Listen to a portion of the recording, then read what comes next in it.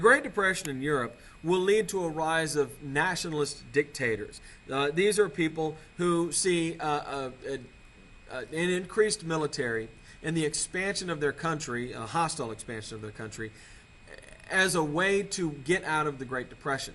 They rely on an extreme form of nationalism. Our country is better than all other countries.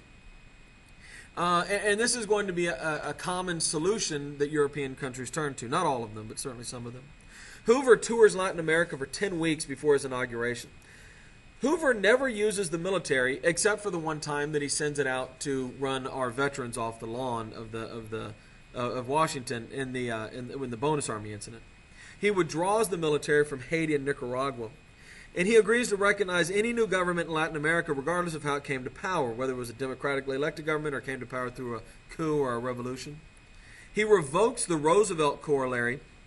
When Latin American countries default on the European debt, he refuses to get involved to try to regulate the situation as Roosevelt and Taft and Wilson had done.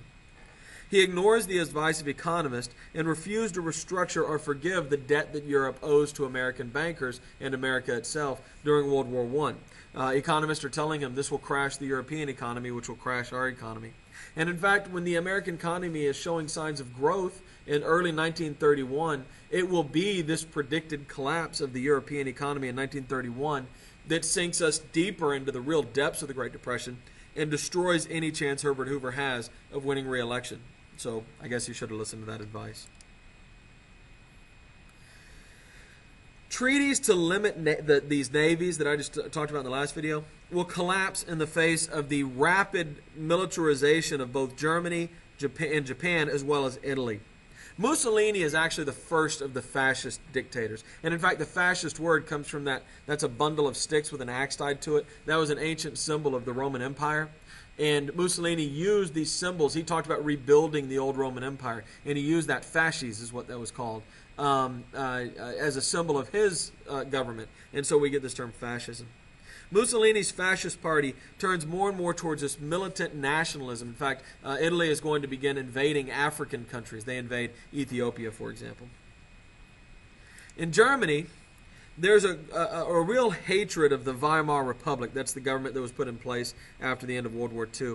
The massive inflation that the Germans really don't know what to do to pay off all this debt, so they just start printing money. The massive inflation makes the government extremely unpopular, and anti-government leaders will talk about the Treaty of Versailles and how that was this great moment of German weakness and a great failure of the government. By the way, these pictures are amazing. There's a guy sweeping up marks out of the street, a woman burning marks in her fireplace, and a guy with a wheelbarrow full of marks to go grocery shopping, and kids playing with them as blocks because they're so they have so little value. The National Socialist Party arises as the primary political rival to the Weimar Republic.